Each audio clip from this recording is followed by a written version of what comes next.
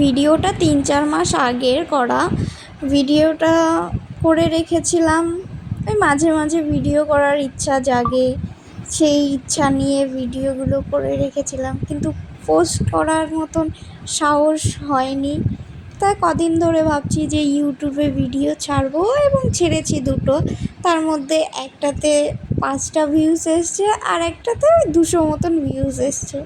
তাও মনে জোর নিয়ে ভিডিওগুলো আবার পোস্ট করছি।